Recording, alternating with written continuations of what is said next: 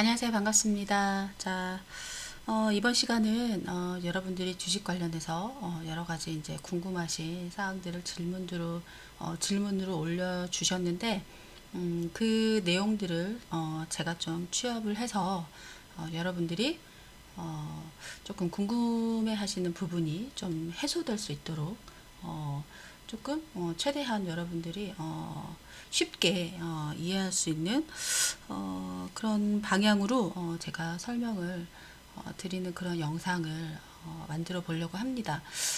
제목은 주식 관련 궁금증 Q&A 이런 거예요. 그래서 여러분들이 한 10가지 넘게 10가지가 넘는 질문을 주셨는데 하나는 그러니까는 기본적으로 여러분들이 이제 주식을 하면서 어떤 공시 관련해서 또는 어떤 시장의 환율이나 그죠? 어떤 폭락장 이런 어떤 시황에 관계된 부분의 질문과 또 한 부분은 어떤 기술적인 차트를 통해서 우리가 뭔가 분석을 할 때 기술적인 부분을 뭘 보고 판단을 할 수 있느냐 이렇게 질문이 조금 두 분류로 나뉘는 것 같아요. 그래서 그거를 제가 좀 나눠서 설명을 드려볼 테니까 조금 도움이 많이 되셨으면 좋겠어요. 자, 그러면 첫 번째 질문이 많아서 첫 번째 질문부터 바로 시작을 해보겠습니다. 첫 번째 질문은 그죠? 시장에 어떤 위기 상황이 올 때, 그때 국내 증시는 어떤 흐름을 보였고, 또 회복이 될 때는 얼마나 시간이 걸리는지, 그런 게 굉장히 궁금하시죠? 또 지금 증시 상황도, 그렇고, 그래서 이제 한국의 증시를 살펴보면은, 과거에 여러 번, 위기들이 있었어요. 위기들이. 대표적인 게 뭐죠? IMF 사태, 그쵸? 그 다음에 2008년도 서브프라임 사태, 브렉시트 사태, 그 다음에 우리 박 전 대통령 탄핵될 때, 그런 위기들이 있었어요. 위기라고 하면은, 그런 사태들이 발생을 할 때 굉장히 이제 증시의 변동성이 커졌다는 얘기죠. 그러니까 말 그대로 폭락을 했었다는 그런 거죠. IMF 사태 때 잠깐, 말씀을 드리자면, 왜 IMF가 그때 발생이 됐는지, 잠깐 배경을 설명을 드리자면, IMF가 언제 발생을 했죠? 거의 1997년도, 그쵸? 1997년도에서 98년도 요 사이에, IMF가 발생을 했어요. 근데 그때 그 당시에 이제 원인은 엔화가 약세되고, 그쵸? 엔화가 약세되고, 그 다음에 중국의 어떤 위안화가 평가절하되었다. 이런 걸로 이제 시작을 한 거죠. 이런 것들로 이제 우리나라 이제 경상 수지가 계속 적자를 이루고 있는 상황에서 이제 발생을 한 거죠. 그때는. 그래서 이제 정부가 이제 보증을 서주고 금융기관이 대기업한테 돈을 이제 빌려주다가 이 대기업들이 이제 단기적으로 이제 채무가 이제 늘어나니까 갚을 수 없는 그런 상황이 되고, 그래서 그 첫 스타트가 아마 그때 당시 대기업이었던 한보철강이라고 있었어요. 한보철강. 그때를 기억하시는 분들은 아시죠? 한보철강. 그래서 이 한보철강이 부도가 나면서 외환 위기의 어떤 신호탄이 터지는 그때가 시작이었죠. 그래서 마침 그때 이제 또 태국, 인도네시아 이런 데서도 막 통화가 폭락을 하고, 그다음에 외국의 어떤 채권 기관이 그러니까 채무 이제 상환 기간을 돈을 이제 갚는 그 기간을 만기에 보통은 연장을 해주는데 연장을 안 해주니까 이제 외화가 급속도로 유출이 됐었던 거죠. 그래서 우리나라에서 이제 IMF에다가 이제 부족한, 우리가 달러가 부족하니까 구제 금융을 신청을 한 거예요. 그래서 그 당시에는 어떤 대기업에, 지금은 우리나라 기업들이 굉장히 돈을 많이 벌죠. 근데 그때 당시에는 이 대기업들의 부채 비율이 어느 정도였었냐면 거의 뭐 1000%, 엄청나다는 거죠. 뭐 1000% 넘는 거는 기본이고 막 3000%, 이렇게까지도 있을 정도로 되게 기업들이 부실했었어요. 부실해. 그래서 이 부실한 상태에서 어떤 단기적인 충격이 오니까 그냥 모래성 무너지듯이 무너질 수밖에 없었던, 그때는 그랬었어요. 그래서 이제 뭐 IMF가 그때 몇 년 동안 진행이 됐었냐면 거의 뭐 1997년 11월부터 거의 그 돈을 이제 다 갚게 되고 막 금모으기 운동하고 그랬었죠. 2001년 그때가 8월 거의 이 정도까지. 그래서 이때 이제 마지막에 195억이었나? 195억 달러. 이거를 딱 갚으면서 IMF를 끝냈던, IMF 관리 체제가 종료가 되었던 그런 사태였어요. 그래서 IMF 위기 때 이제 우리나라 대기업들이 막 정말 막 줄줄이 부도가 났죠. 줄줄이 부도가 났는데, 왜 그렇게 부도가 났었냐면은 그 IMF가 우리나라의 돈을 빌려주는 대가로 여러 가지 이제 조건들을 걸었는데, 그 조건들이 참 우리나라 입장에서는 이제 국가 부도 직전이었기 때문에 거의 이제 앞뒤 재지 않고 그런 조건들을 순수하게 받아들일 수밖에 없었죠. 근데 그 조건들이 뭐였냐면 뭐 한국의 시장을 개방해라, 이런 조건이 있었고, 그 다음에 뭐 금융 부분을 개혁해라, 시키는 대로 하라는 거죠. 그 다음에 세 번째는 뭐 긴축통화 정책을 실시해라, 이런 조건들이 그때 있었어요. 이 중에서 특히 중요했던 게 이거죠. 이거 긴축통화 정책을 실시해라. 이거는 뭐냐면은 이제 보통 이제 나라 경제가 위기에 빠지거나 막 경기가 침체되고 경기가 어렵고 이런 상황에서는 그 통화량을 늘리고, 그죠? 돈을 많이 풀고 금리를 인하시키는 그런 통화 정책을 쓰는데, IMF가 우리나라에 그때는 거의 20%가 넘는 이런 고금리를 유지해라, 그런 조건이 바로 긴축통화 정책이었어요. 그때는. 그래서 이제 뭐 한국의 이제 어떤 신용을 못 믿겠다는 뭐 그런 거죠. 그래서 멀쩡한 회사도 이자가 높으니까 높은 이자율에 이제 허덕이다가 덩달아서 이제 부도 처리가 된 거죠.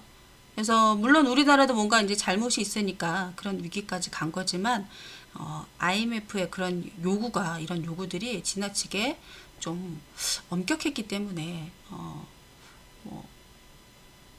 어려움이 더 큰 어려움을 불러오고, 네, 그런 거죠. 그리고 그때 당시는 어떤 한국의 외환 보유액이 되게 적었었어요. 거의 뭐 39억 달러, 30억 달러 이 정도밖에. 뭐 그 이후에는 이제 많이 늘었죠. IMF 끝나고 뭐 2001년에는 한 뭐 1000억 달러 정도, 1000억 달러. 그 다음에 뭐 2005년도에는 2000억 달러, 이런 식으로. 그 다음에는 뭐 3000억 달러 넘은 게 아마 2011년 정도 될 거예요. 2011년 정도가 3000억 달러. 뭐 현재는 얼마나 될까요? 현재는 4000억 달러 정도 가지고 있어요. 우리나라에서. 중국이 지금 가장 많이 갖고 있죠. 중국이 뭐 세계 1위 미 국채를 가지고 있는 게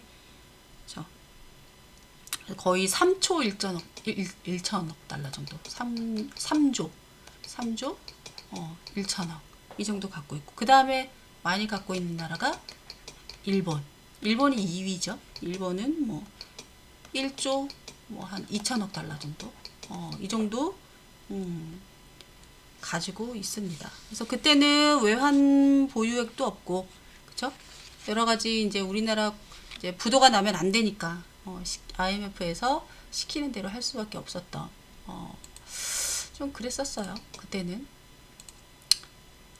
자, 뭐 아무튼 그래서 그때는 이제 우리나라가 속수무책으로 이제 당할 수밖에 없는 어떤 힘없는 국가였기 때문에 그런 일을 겪을 수밖에 없었지만, 지금은 상황이 좀 많이 달라지긴 달라졌죠.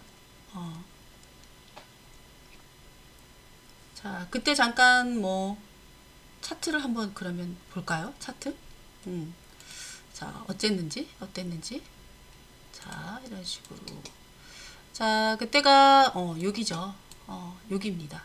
2007년도에서 2008년 후반에서 거의 1997년이잖아요. IMF는. 그쵸? 자, 차트를 좀 더 이렇게 봐야 될 것 같아요. 자, 이렇게 볼게요. 코스피 차트로. 자, 이렇게 보면 1997년에서 요 정도 되겠죠. 이렇게 보시면 될 것 같아요. 다시 이렇게 요쯤이죠. 요쯤에. 거의 1997년 11월부터 해서 거의 2001년에 이렇게 마무리가 됐었던. 근데 IMF 기간에도 이런 식으로 변동성은 나옵니다. IMF라고 해가지고 무작정 막 또 계속 증시가 그 안에서도 그러니까 먹거리가 있다라는 거죠. 충분히. 그래서 지금 이제 우리 미중 무역 사태로 우리나라 증시가, 국내 증시가 이렇게 되면 어떡하느냐, 그렇죠? 이렇게 되면 어떡하느냐, 이런 우려가 상당히 많죠. 상당히 많은데, 자, 왜 이런 사태들에 대해서 지나고 나면 다시 회복이 나오는지는 어떤 시장의 어떤 속성이나 시장의 원리에 대해서 여러분들이 아마 제 교육을 꾸준히 들으셨다면 충분히 아실 수 있을 것 같고, 중요한 거는 그러면 어느 정도 있다가 과연 얘네들이 회복이 나오느냐, 그게 또 궁금하신 거잖아요. 그쵸? 지금 상황에서는 과거에 이런 폭락이 나왔을 때 좀 세 가지 패턴으로 볼 수 있을 것 같아요. 세 가지 패턴으로. 그래서 이 IMF 사태가 발생된 후에 또 어려웠었던 적이 2008년 있죠. 2008년도에 서브프라임 사태, 미국의. 그렇죠? 뭐 서브프라임 사태는 뭐 간단하게 설명하자면 2008년에 이제 미국에서 이제 부동산 투자 거품이 이제 꺼지면서 손실을 이제 그 많이 입은 금융기관들이 이제 현금이 필요하잖아요. 현금을 마련하기 위해서 주식을 이제 막 팔아치우는. 그래서 그 바람에 이제 글로벌 이제 증시가 폭락을 하고 우리나라 증시에서도 이제 외국인이 주식을 막 팔고 그 판 돈을 달러로 환전해서 다 들고 나가버리니까 주가가 폭락했던. 그렇죠? 또 그때 당시 또 원화 환율도 폭등이 일어나고. 그래서 그때 그런 게 겹쳐서 발생한 게 요 시기였었어요. 요 시기. 그래서 뭐 아까 제가 말씀드린 지금의 상황을 세 가지 패턴으로 볼 수 있다라고 했을 때 뭐 과거의 사례를 예로 들어서 본다고 하면은 첫 번째 패턴은 우리 2008년도에 그죠? 전 세계 이제 금융 위기 이후 이 서브프라임 사태 이후에 과연 얘가 얼마나 있다가 이런 폭락 후에 회복이 되었느냐. 근데 요렇게까지는 보기 힘들고요. 지금의 상황을 이 부분이라고 보기는 힘들어요. 왜냐하면 자 보시면 알겠지만 그쵸? 아직 어때요? 장기 추세 지지선을 약간 이탈한 상태지 지금 우리나라 증시가 막 이렇게까지 폭락이 나온 사태는 아니라는 거죠. 자, 그래서 지금의 어떤 상황을 뭐 보자면 어디쯤 될까요? 여기쯤 될 수 있을 것 같아요. 여기쯤. 여기 정도, 이 정도 흐름으로 지금 패턴, 첫 번째 패턴이라고 만약에 생각을 해본다면 이 정도의 위치가 아닐까. 그래서 이런 폭락이 나왔을 때 만약에 지금의 위치가 과거에 이 위치하고 같다면 코스피 지수가 한 뭐 10포인트에서 20포인트 정도 출렁하다가 어떻게 올라간다는 거죠? 계단식으로 이렇게 올라간다는 거죠. 계단식으로. 이런 식으로 다시 올라갈 수 있는 그런 패턴이 나올 수 있다라는 거죠.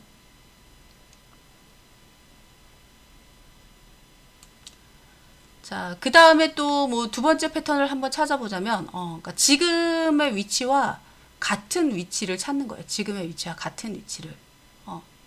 또 하나를 찾아보자면, 어디가 있냐면, 2015년도. 자, 요 정도. 만약에, 그러니까 지금이 한 요 정도 위치라면, 여기까지 만약에 빠진다라고 본다면, 그쵸? 뭐 현재 뭐 중국 증시가 급락하고 위안화 가치가 급락할 때 그런 모습. 만약에 요 위치에서 요런 흐름으로 간다면 20포인트에서 30포인트 정도는 더 빠졌다가 계단식 상승이 이런 식으로 나올 수 있다. 이런 패턴이 나올 수 있다. 그 다음에 이렇게 대체 상승이 나오는 거죠. 그 다음에 여러분들이 제일 우려하는 건 어느 자리?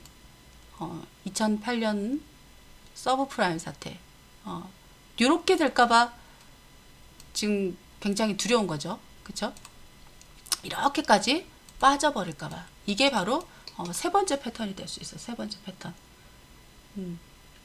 이렇게 되면 어때요? 한 3개월에서 5개월 정도 빠진다는 거죠. 3개월에서 5개월 정도 빠지고 횡보 기간을 거쳐서 다시 이런 식으로 올라간다는 거죠. 올라갈 때 요 자리에서 요 자리까지 회복되는 게 거의 비슷하죠. 3개월에서 5개월 정도 걸린다는 겁니다. 그래서 패턴 세 가지. 과거의 어떤 이 코스피 차트를 비롯해서 뭐 현재의 흐름을 앞으로의 흐름을 예측을 해보자면 첫 번째 패턴은 어디 패턴이에요? 요 자리 다시 보시면 이 자리 이 자리가 첫 번째 패턴이라고 보시면 어때요? 10포인트에서 20포인트 정도 추가 하락을 한 후에 계단식으로 상승이 나올 수 있다. 근데 금요일에는 어때요? 미국에서 관세 부과를 실시를 했음에도 불구하고 지수가 반등이 나왔었죠. 반등이. 그래서 약간은 좀 그거를 물론 이제 다음 주에 흐름을 봐야 되겠지만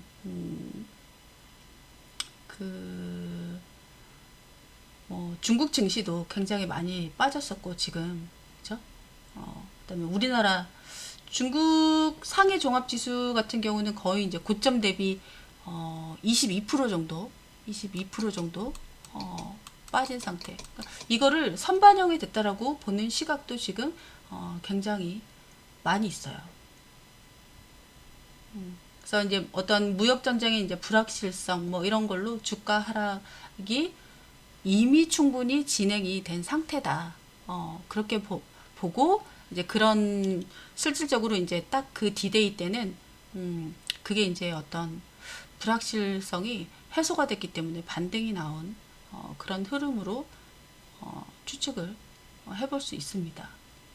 그래서 만약에 이제 이 무역 분쟁 때문에 경기에 대해서 이제 좀 장기적으로 부정적인 영향이 있을 수 있지 않느냐. 물론 그렇게 볼 수도 있어요. 물론 그렇게 볼 수도 있는데 어떤 지금까지 어떤 뉴스 그런 거를 살펴보면 경기 침체를 거론할 수준까지는 상당히 좀 거리가 멀다.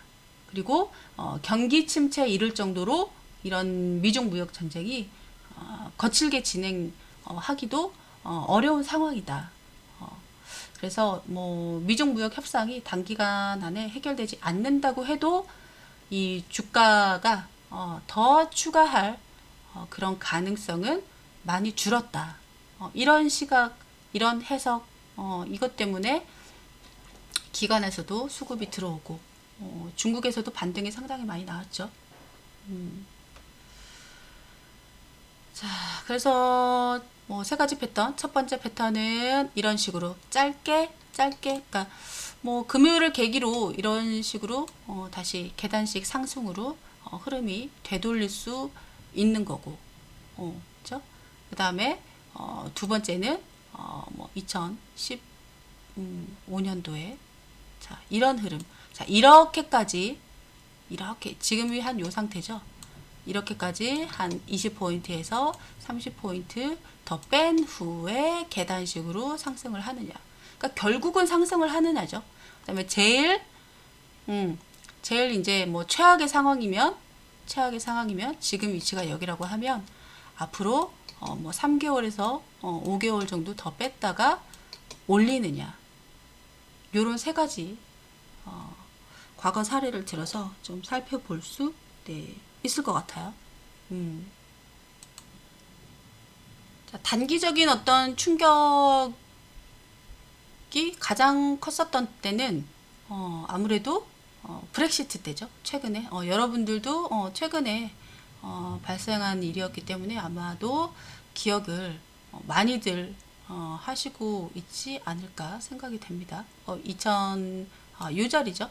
2016년 6월 24일인가요? 그날이 그 브렉시트 때는 아무래도 뭐라 그래야 되나 좀 그때 당시를 잠깐 생각을 해보면 그때는 이제 사이드카가 발동이 됐었죠. 사이드카가 발동이 될 정도로 하루 만에 엄청난 폭락이 나왔던 그날이 이날이죠. 이날. 이렇게 갑작스러운 어떤 악재로 인해서 막 사이드카가 발동되고 그런 거는 바로 이렇게 회복이 됩니다. 그래서 제가 이번 미중무역 그 디데이 날도 차라리 이런 흐름이 나오면 바로 또 회복이 나오니까. 근데 이런 흐름은 나오지 않았어 이번에는. 그쵸?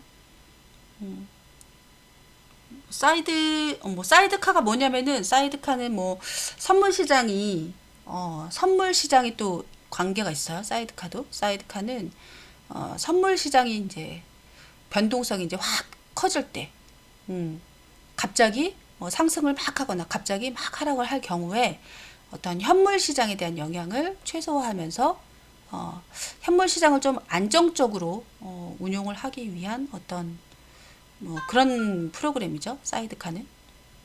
이게 뭔 소리냐면은 그러니까 코스피 코스닥에는 코스피 200, 뭐 코스닥 150 이런 대표적인 선물 지수가 있어요. 선물 지수가. 아까도 제가 잠깐 차트를 열었었는데 이런 식으로 코스피 200, 뭐 코스닥 150 이게 선물 지수거든요. 그래서 이 선물 지수가 과도하게 막 급등을 하거나 과도하게 막 급락을 하면은 주식 현물 시장에 큰 영향을 미치겠죠. 아무래도. 그래서 주식 시장에 프로그램 매매를 정지를 시켜버리는 거예요.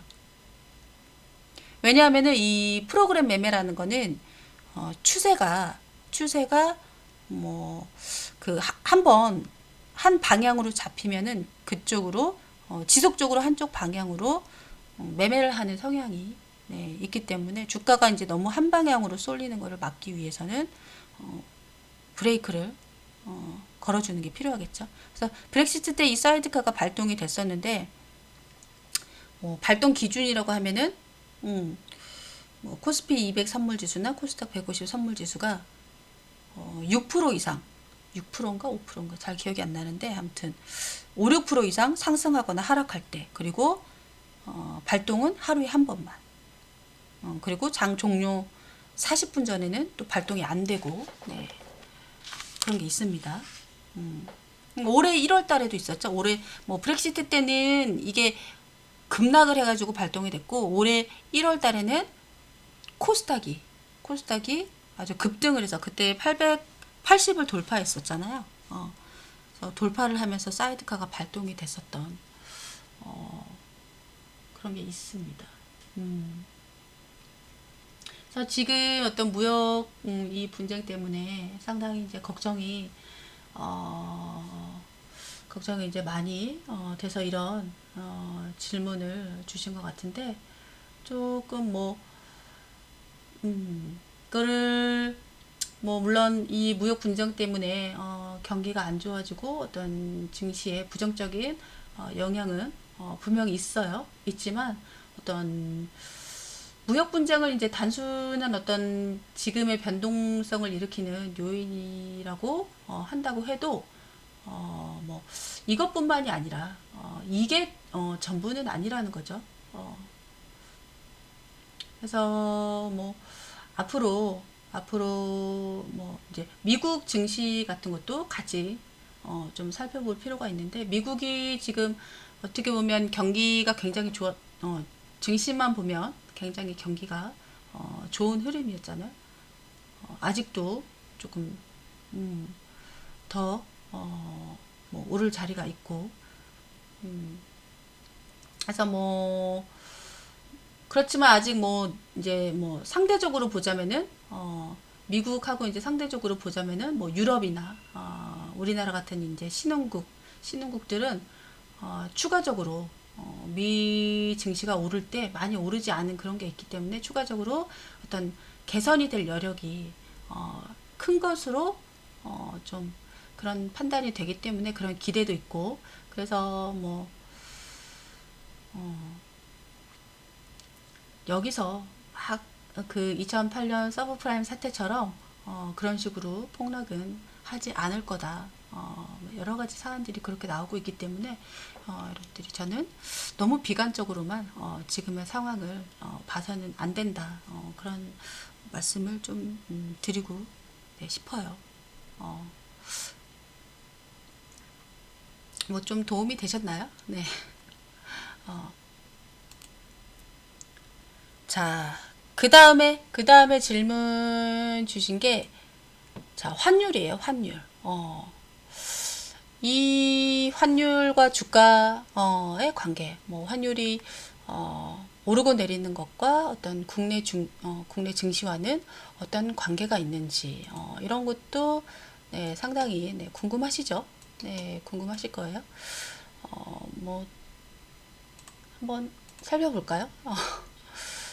자, 자, 색깔을 바꿔서,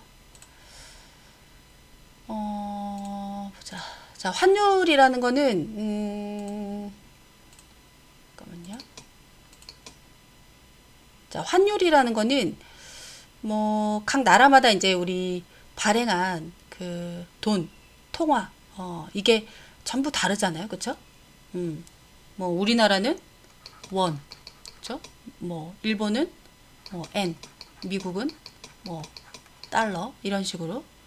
그래서 각 나라마다 어떤 발행된 통화를 서로 바꿔야 할 때가 있죠. 우리 해외여행 갈 때도 돈 바꾸고.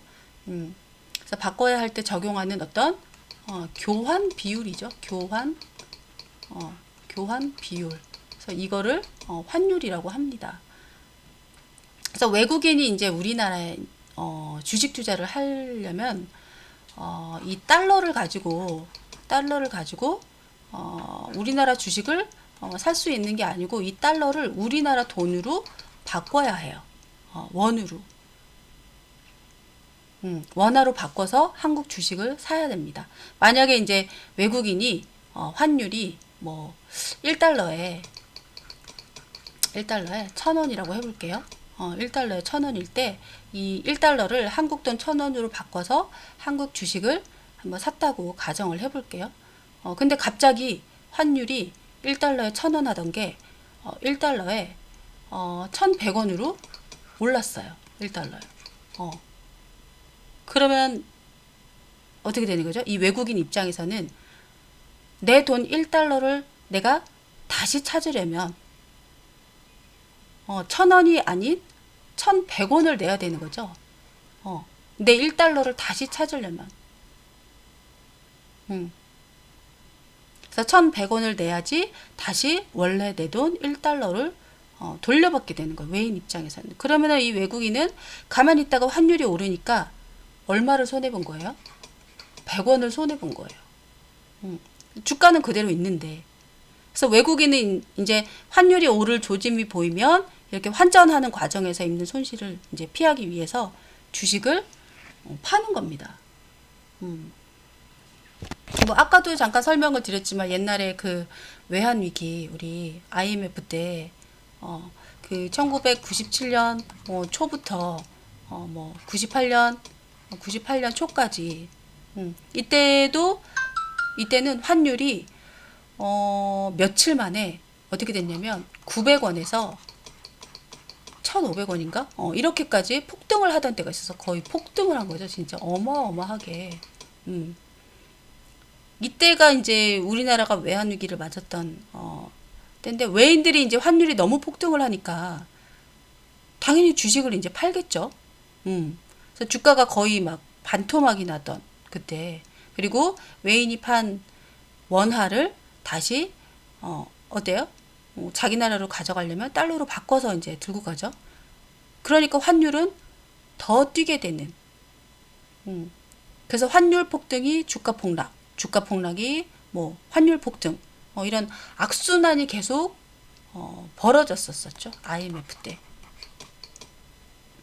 그래서 뭐 서브프라임 때도 마찬가지죠. 서브프라임 때도 환율 폭등과 주가 폭락이 맞물려서 돌아가던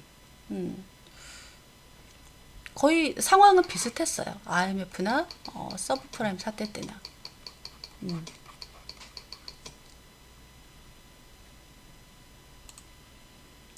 근데 이 환율이 상승했다고 해서 우리나라 증시에 또 항상 또 불리한 거는 또 아니에요. 왜냐하면은 환율이 상승을 하면 단기적으로는 물론 외인들이 이제 주식을 팔아서 주가가 내려가겠죠. 근데 장기적으로 보면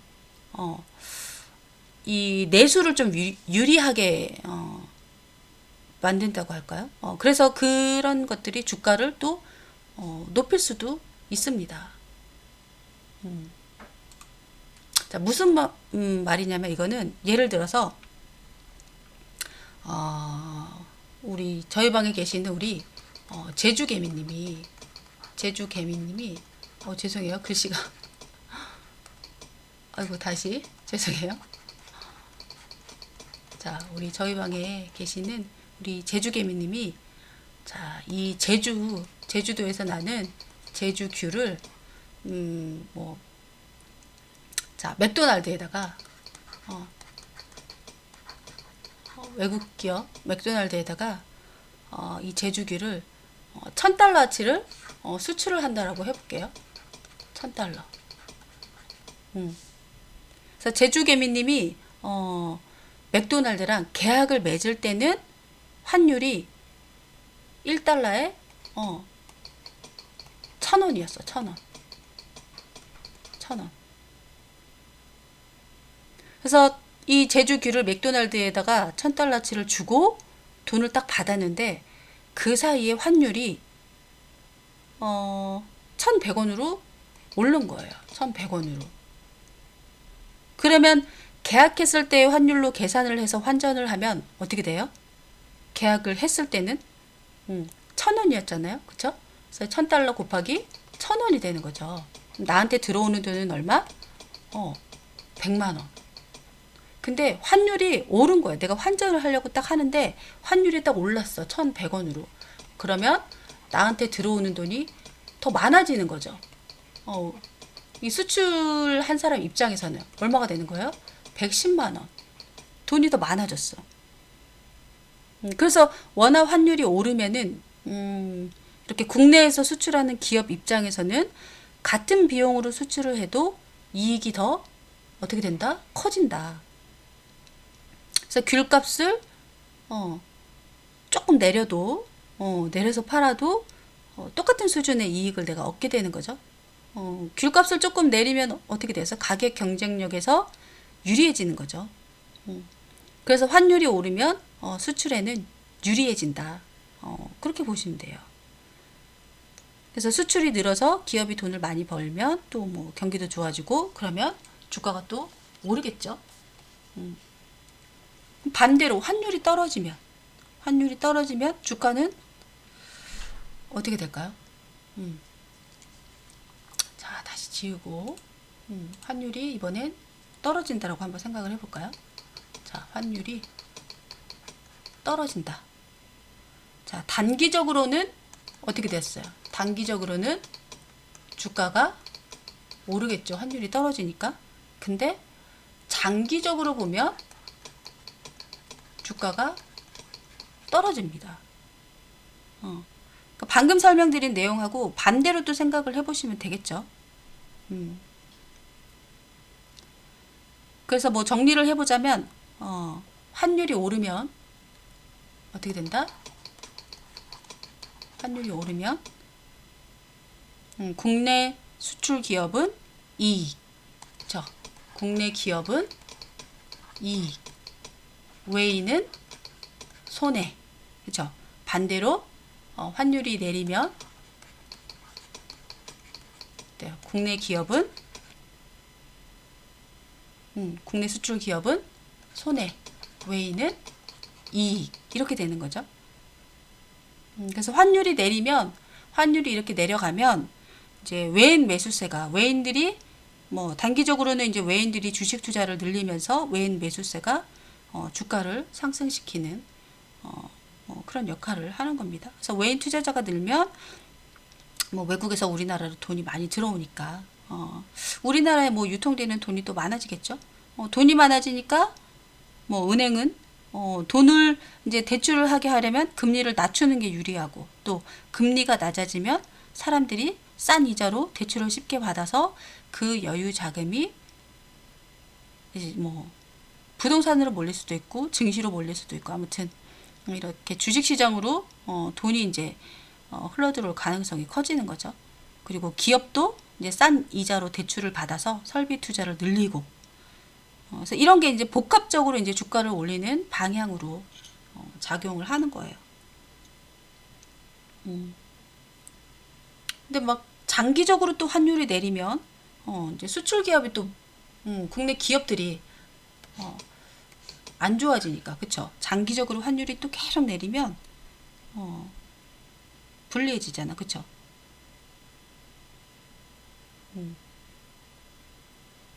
뭐 아까랑 반대로 계산을 해보시면 돼요. 자,